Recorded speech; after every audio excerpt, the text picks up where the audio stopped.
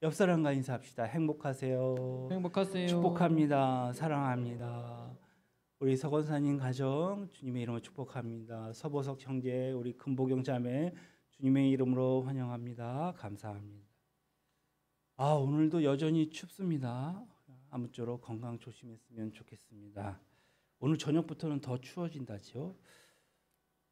제가 지난주에 그 3차 백신을 맞고 좀 후유증이 있었어요. 가슴이 답답해서 병원에 갔는데 심장에 문제가 있는 줄 알았더니 신장에 문제가 생겼더라고요. 그래서 그러니까 한 열흘 전부터 제가 그 뭡니까 그 염증 없애는 소염제를 좀 먹었었거든요. 거기다가 심장이 안 좋아서 타이레놀을 아침 저녁으로 먹었더니 좀 문제가 생겼던 것 같습니다. 그래서 이제 3차 맞는 것도 이렇게 힘든데 앞으로 또 계속해서 백신을 접종해야 하는가 하는 좀 회의감도 들었던 것 같습니다. 아무쪼록 그 백신 맞을 때도 신중하게 생각하고 또 고민하고 맞아야 되지 않을까라는 생각도 하게 됩니다. 지난주 설교가 조금 길었죠. 그런데 뭐 제가 모니터를 해보니까 한 5분 정도 길더라고요. 그런데 그렇게 길게 느껴지나? 이런 생각도 했습니다. 오늘은 그래서 좀 적게 해야겠다라는 생각이 들어갑니다. 하지만 그게 어찌 제 마음대로 되겠습니까? 예. 하여튼 최대한 노력을 해보려고 합니다. 오늘은 의인의 양식은 오직 믿음이다. 의인의 양식은 오직 믿음이라는 제목으로 은혜 나누길 원합니다. 이 장의 본문 주제에 오늘 19절로 25절까지죠. 두 가지 권면의 말씀을 전하고 있습니다. 첫째는 성도는 예수 그리스도의 피를 힘입어서 성소에 들어갈 담력을 얻게 되었다라고 기록하고 있죠. 그래서 예수를 온전히 믿지 못하고 교회 들어오는 것은 굉장히 두려운 일인 것 같습니다. 저희 큰 처남도 여기서 여기 한 발짝도 안 되는 그 입구를 들어오지를 못하더라고요. 예수를 안 믿으면 이런 그 예수 그리스도의 피를 힘입어서 담대히 교회에 들어온다는 게 그렇게 큰 부담인 것 같아요. 하지만 우리들은 오늘도 예수 그리스도의 피를 힘입어 이 자리에 나오게 됐음을 감사드립니다. 그래서 마음과 온전한 믿음으로 하나님 앞에 나아갈 수 있게 되었다. 또한 우리의 믿는 도리의 소망을 가지고 하나님께 나아가야 하고 그 다음에 뭐라고 얘기합니까? 서로 돌아보아 이웃을 사랑하고 격려함으로 하나님께 나가야 된다라고 권면하고 있죠. 그리고 무엇보다도 모이기를 피하는 어떠한 습관과도 같이 하지 말라. 그날이 가까우면 올수록 더욱 열심히 모여서 하나님의 말씀을 들으라라고 합니다. 이것이 첫째 권면입니다. 이것이 첫째 권면이라면 어떤 경우에라도 구원받는 믿는 자들, 그리스도인들은 우상 숭배에 빠지지 말고 인내함으로써 끝까지 선한 싸움을 쌓아서 승리하라는 말씀이 오늘 그리스도인들이 들어야 할 두 번째 권면이다라는 말씀입니다. 다음을 한번 살펴보도록 하겠습니다. 26절 이하에 이렇게 얘기합니다. 우리가 진리를 아는 지식을 받은 후 짐짓 죄를 범한즉이라는 말은 무슨 말일까요? 영어 성경에 보니까 이게 현재 분사로 되어 있어요. 무슨 얘기입니까? 그러니까 고의적으로, 계속적으로, 습관적으로 짓는 죄를 일컫습니다.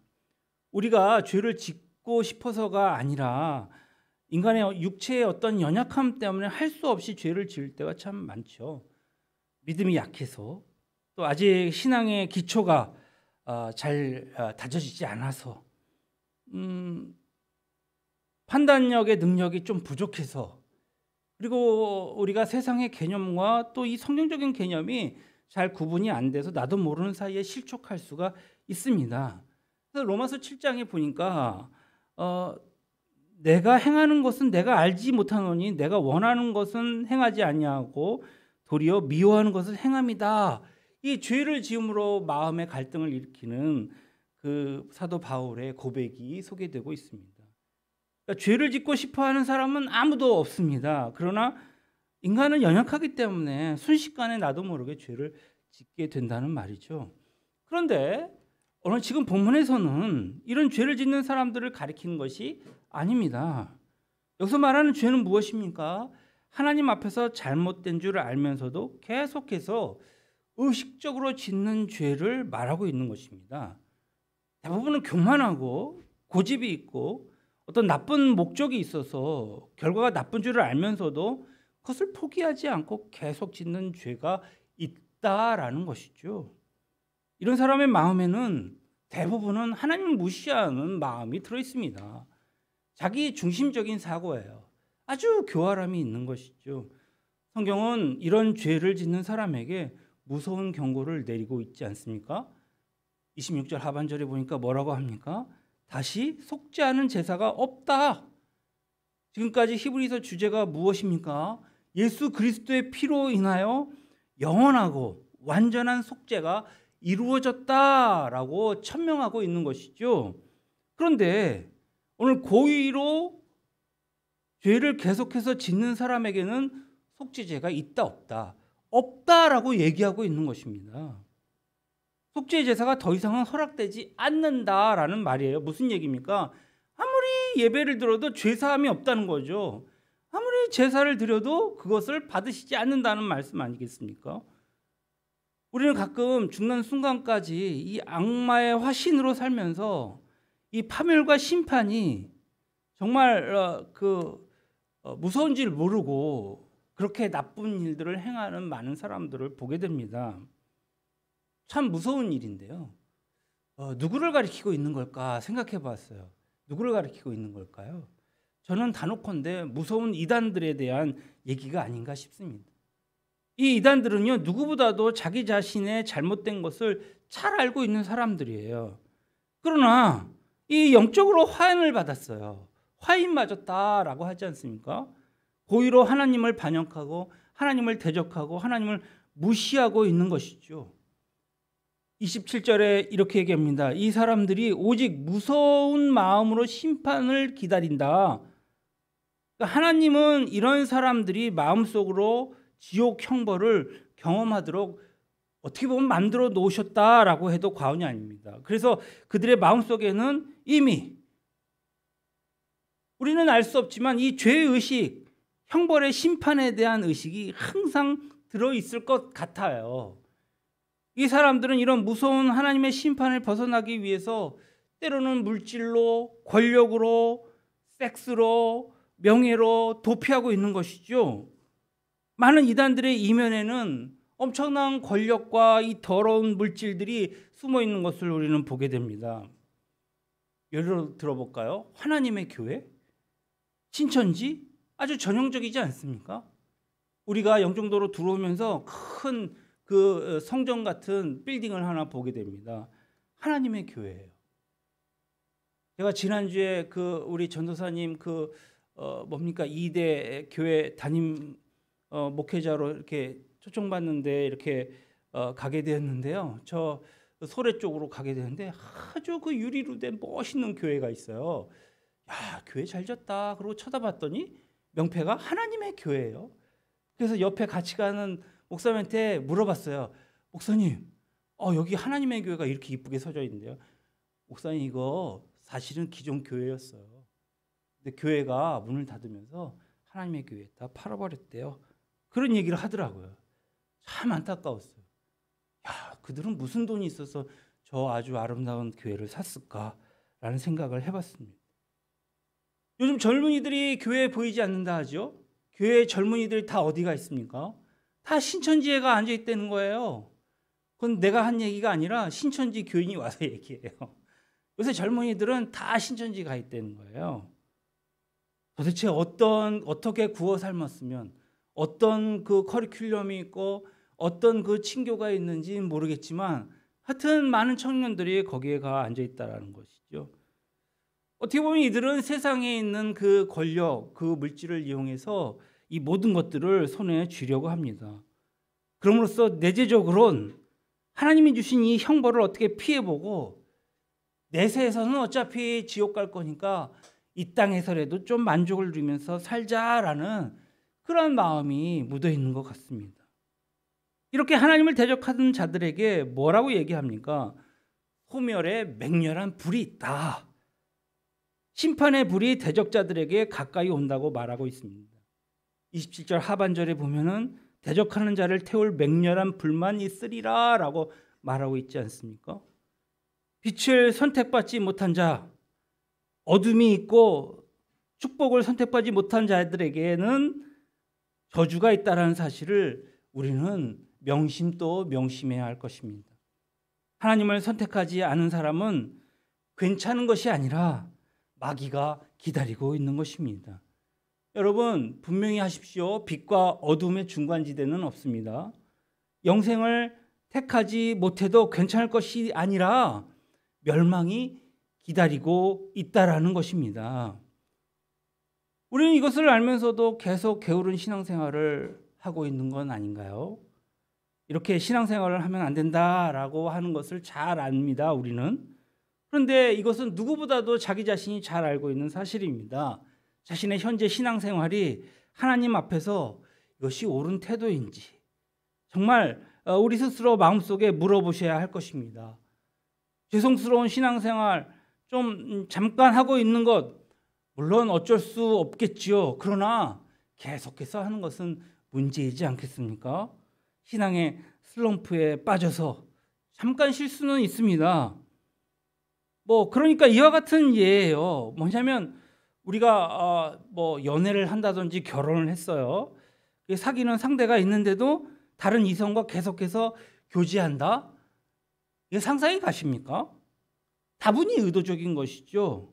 그것은 잠깐 실수가 아니에요. 고의적인 것이죠. 어떤 특별한 목적을 가지고 하나님을 무시하면 계속해서 의도적으로 알면서도 죄를 짓는 것이라는 말입니다. 만약 우리의 신앙생활에도 의도적으로 하나님을 기피하거나 어떤 나쁜 목적을 가지고서 하나님을 거부하는 경우가 계속 쌓이면 바로 이런 결과에 이르게 됩니다. 너무 오랫동안 방관하지 말아야 한다는 말씀입니다. 예수님을 믿다가도 이 방학하는 사람들이 참 많이 있습니다. 제가 우리가 이렇게 인터넷으로 예배를 드리지만 예배 이 현 실황 이 시간에는 우리 성도들 또 비대면으로 예배 드리는 우리 성도들이 있잖아요. 그 외에 일주일 동안 간혹 이 예배를 시청하시는 분들이 계세요. 한 20회 정도 되는 것 같아요. 대충. 그러면 이분들은 어떤 사람들인가라는 좀 궁금증이 쌓여요. 혹시 예수를 믿는 것을 방학한 사람들은 아닌가? 방학한 사람들이 참 많거든요. 코로나 팬데믹 시대에. 그래서 오랫동안 방학하지 말아야 하는데 봉사도 방학하고 기도도 방학하고 성경 공부도 방학하고 방학하는 시간이 자꾸 길어지면 의도적이게 되고 계속적이고 습관적인 그러한 하나의 신앙 형태로 형성이 돼버리거든요. 그래서 급기야 이제 이 본문 말씀 10장의 말씀과 같은 형태로 사람이 변하게 되지 않을까요? 고의적으로 짓는 죄, 짐짓 짓는 죄, 하나님의 아들을 짓밟고 다시 말해서 고의로 짓는 죄는 하나님의 아들인 예수를 발로 밟는 형태다. 이것은 예수 그리스도의 이름을 무찬히 짓밟고 예수의 아들 되심과 주권을 무시하는 태도입니다. 29절에 바로 중간절에 뭐라고 얘기합니까? 은혜의 성령을 욕되게 하려는 죄다라고 말하고 얘기하고 있어요. 은혜의 성령을 욕되게 한다? 신약은 성령을 회방하는 죄다라는 얘기가 나오지 않습니까? 다른 죄는 모두 용서를 받지만 성령을 회방하는 죄는 용서받지 못한다라고 말하고 있거든요. 성령이 강하게 역사할 때는 어떻게 해야 할까요? 순종해야죠. 하나님의 성령이 교회를 이끌 때에 하나님의 성령이 기도하고 성경 공부하라고 말씀을 주실 때 우리는 순종하는 것입니다. 성령을 회방하는 사람은 그리스도와 접촉할 수가 없고 그리스도와 접촉할 수 없는 사람은 하나님을 아바 아버지로 부를 수 없게 된다. 그러므로 성령을 회방하는 자는 다시 속지 않은 제사를 가질 수 없다라고 하는 것입니다. 하나님의 성령은 오늘도 우리에게 오실 것입니다. 그리고 말씀하시고 움직일 것입니다. 때로는 감동을 주실 것입니다. 일하게 하시고요, 봉사하게 하시고요, 헌신하게 하시고요, 기도하게 하시고요, 전도하게 하십니다. 성령께 응답하셔야 되지 않겠습니까? 성령의 이 역사에 순종할 수 있기를 바랍니다. 이것이 믿는 자의 기본적인 태도이고 도리입니다. 29절 마지막 부분에 이렇게 말하고 있습니다. 은혜의 성령을 욕되게 하는 자가 당연히 받을 형벌은 얼마나 무섭겠느냐. 너희는 생각해라. 사실을 알면서도 이 이야기를 듣고 싶지 않다는 겁니다. 그러나 우리는 이 말씀을 들어야 합니다. 그럼 여러분, 언제 우리에게 신앙의 위기가 올까요? 신앙의 위기란 고난의 때에 오겠습니까? 물론 고난의 때에도 오는 사람이 있죠. 그러나 자세히 생각해 보면 고난 때가 아니라 평안할 때에 오는 것일 수도 있지요. 언제가 위기입니까? 평안할 때 위기입니다. 6.25가 언제 터졌어요? 주일날 터졌어요. 주일날 아주 편안할 때, 모든 사람들이 쉬고 있을 때, 평안한 사람의 신앙이 게을러지고 불평이 많아지고 모든 것에 나태해졌을 때에 위기가 온다. 그러니까 우리가 신앙이란 나의 생명, 내가 붙잡지 않으면 견딜 수 없는 그런 심정으로 하나님과 나의 그런 관계에서 간절한 이러한 그 상황 가운데 놓여진 것이 바로 우리 신앙이어야 되지 않겠습니까? 위기의식을 가지고 정말 허리띠를 졸라매고 정신을 똑바로 차린 후에 하나님 앞에 나와서 마귀를 대적해야 하는 것이죠. 지금은 은혜 받을 만할 때요, 구원의 날임을 알아야 합니다. 이렇게 우리가 게을르게 믿을 때가 아니라는 말씀입니다. 32절을 보겠습니다. 전날에 너희가 빛을 받은 후에 고난의 큰 싸움을 견뎌낸 것을 생각하라. 그러니까 예수 그리스도를 처음 믿은 이 초대교회 교인들은요, 평안한 환경이 한 번도 없었던 것 같아요. 그러니까 초대교회 교인들에게는 너무나도 큰 시련과 고통과 죽음의 위기가 항상 따라다녔죠. 그들이 이런 위기를 넘겼기 때문에 신앙의 능력이 생긴 것이 아닐까요? 지금 당신은 자신의 믿음으로 세상을 움직일 수 있습니까?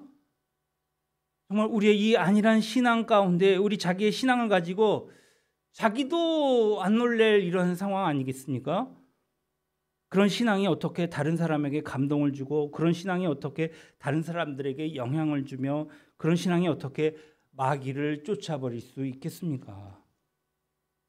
우리 35절로 38절 말씀 같이 한번 읽도록 하겠습니다. 시작. 여자들은 자기의 죽은 자들로부터, 아닙니까? 그러므로 읽어보도록 하겠습니다. 시작. 그러므로 너희가 버리고 이것이 큰 상을, 너희에게 인내가 필요함은 너희가 하나님의 뜻을 행한 후에 약속하신 것을 받기 위함이라. 잠깐 후면 오실 이가 오시리니 제하지 아니하시리라. 여기까지 하겠습니다. 아멘. 초대교회 성도들의 모습은 어떠했습니까? 자기의 할 일을 다 하고 나중에 짜투리 시간에 예수를 믿어서 영광을 돌렸겠습니까? 짜투리 시간을 가지고 어떻게 하나님께 영광을 돌릴 수 있겠습니까? 내 마음과 정성을 다하지 않는 것이 어떻게 하나님께 영광을 돌릴 수 있으며 어떻게 신앙생활이라 말할 수 있겠습니까? 우리의 변치 않는 믿음만이, 변치 않는 신앙만이 세상을 변화시킬 것이요, 사람에게 감동을 주는 것이요, 기적을 낳게 할 것입니다. 초대교인들은 비방과 환난을 받았다고 말합니다. 사람들에게 비방과 환난을 받는 것, 구경거리가 되는 것, 또 이런 형편에 있는 자들과 친구가 될 수밖에 없는 것, 결코 쉬운 일은 아닙니다. 그러나 이것을 우리는 신앙이라고 얘기하고 있습니다.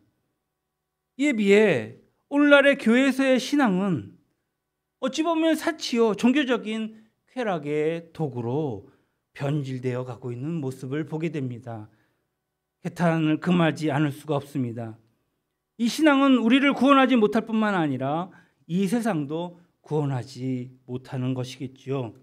그러니까 우리는 세상으로부터 영향을 주는 것이 아니라 오히려 지탄을 받고 있지 않습니까? 우리는 인원이 적어도 정말 바른 신앙을 가진 사람들이 모이는 것이 중요하다 말씀을 드릴 수 있습니다.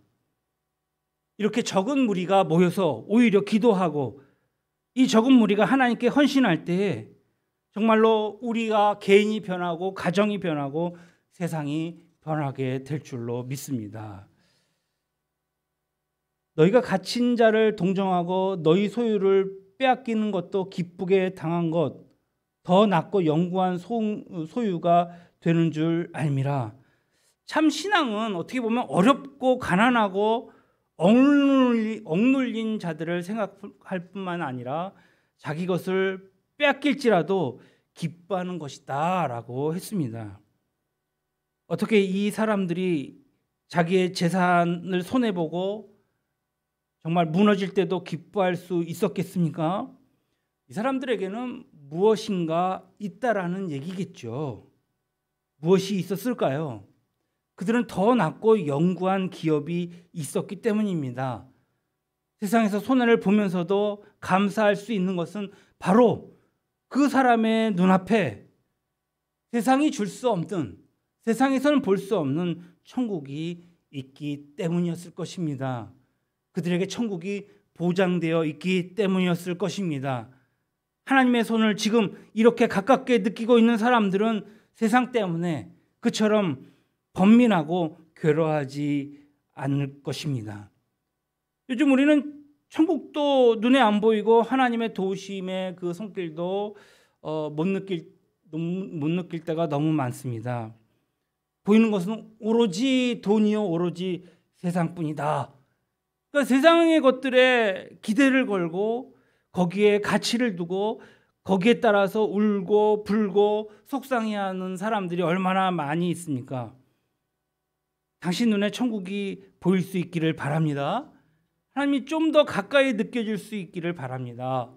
정말 하나님의 음성을 듣기를 바랍니다. 정말 하나님의 마음을 깨달을 수 있기를 바랍니다.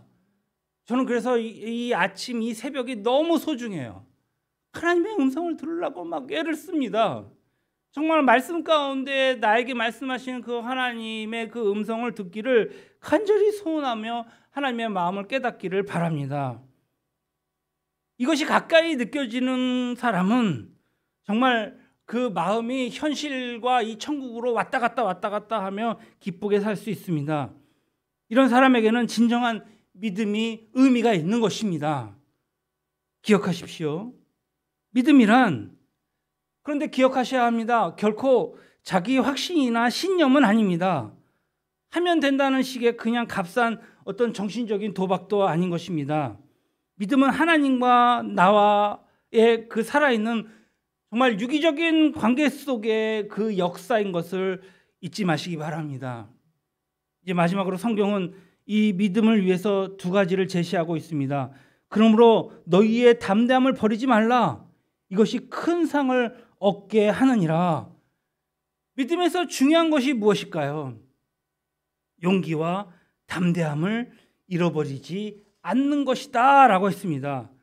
정말 하나님이 눈앞에 보이는 사람, 천국이 내 앞에 느껴지는 사람은 어떤 시련과 고통과 역경이 온다 하더라도, 정말 천사람 만사람이 나에게 불평하고 비난한다 하더라도, 조롱을 받는다 하더라도 결코 용기를 잃어버리지 않는 사람인 것을 믿습니다.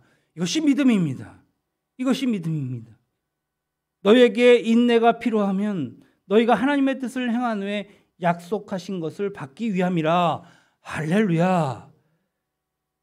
둘째, 진정한 믿음을 가진 사람은 끝까지 기다릴 수 있는 사람이다. 도중에 포기하는 것은 믿음이 없기 때문이 아닐까요? 그가 믿음의 소망을 갖지 않았기 때문일 것입니다. 저 끝에 나를 기다리시는 그리스도를 보지 못하기 때문에 도중에 그만 하차해버리고 마는 것입니다. 여러분, 어떤 길을 가고 있다고 상상해 보십시오. 저 끝에 나를 기다리는 어떤 분이 손을 막 흔들고 있어요. 그러면 어떤 고난이 있어도 거기까지 어떻게 해서든지 갈 것입니다. 그러나 그것이 보이지 않는 사람은요, 가다가도 이게 바로 가고 있는 것인가? 이게 잘못된 길인가? 도중에 포기하고 말 것입니다. 여러분이 보아야 할 분이 누구십니까? 예수 그리스도를 보고 계십니까? 표대이신 예수 그리스도를 보고 계십니까? 그렇다면 우리는 끝까지 행진해야 합니다. 도중에 포기하면 절대 안 됩니다. 믿음을 위해 용기를 잃지 말고 끝까지 끈질기게 인내하라라는 말씀하고 계시는 것입니다. 고린도전서 13장에서 사랑은 오래 참고 믿음은 오래 참는 것이다 말하지 않았습니까? 얼마나 놀라운 메시지인지 모릅니다. 성경은 믿음을 갖기 위해 끝까지 오래 참기를 부탁하고 있습니다. 도중에 포기하지 마시기 바랍니다. 믿음의 줄을 굳게 붙잡고 계속 나가야 할 것입니다.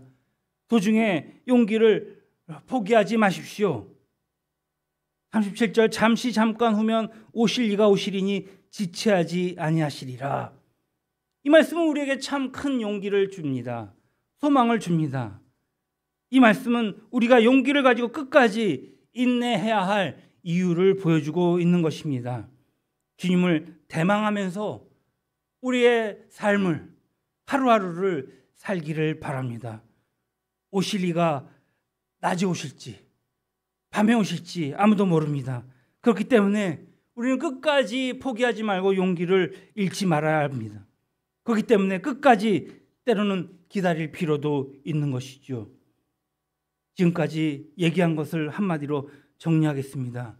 오늘 38절로 39절 나의 의는 믿음으로 말미암아 살리라.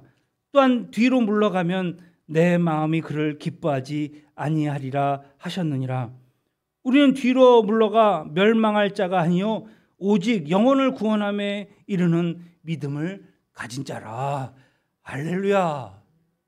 사랑하는 성도 여러분, 오늘 나의 의는 무엇으로 살리라고 말씀하십니까? 믿음으로 살리라고 말씀하십니다. 이것이 신앙인의 모습입니다. 의는 믿음으로 사는 것. 여기서 믿음으로 살라는 말을 특별한 용기와 인내로 살라는 말로 바꾸어서 해석할 수 있습니다. 성경은 믿음을 가지고 나아가는 자는 하나님의 기쁨이지만 믿음을 포기하고 뒤로 물러가는 사람은 기뻐하시지 않는다라고 말씀하고 있습니다. 우리는 뒤로 물러가 침륜에 빠질 자가 아니요 완전한 구원함에 이르는 믿음을 가진 사람임을 명심하시기 바랍니다. 이것이 우리의 삶입니다. 하나님 우리를 축복해 주시기를 원하시고 우리가 믿음으로 살기를 원하십니다. 하나님의 뜻에 부응하며 응답하는 저와 여러분 되시기를 주님의 이름으로 축원합니다.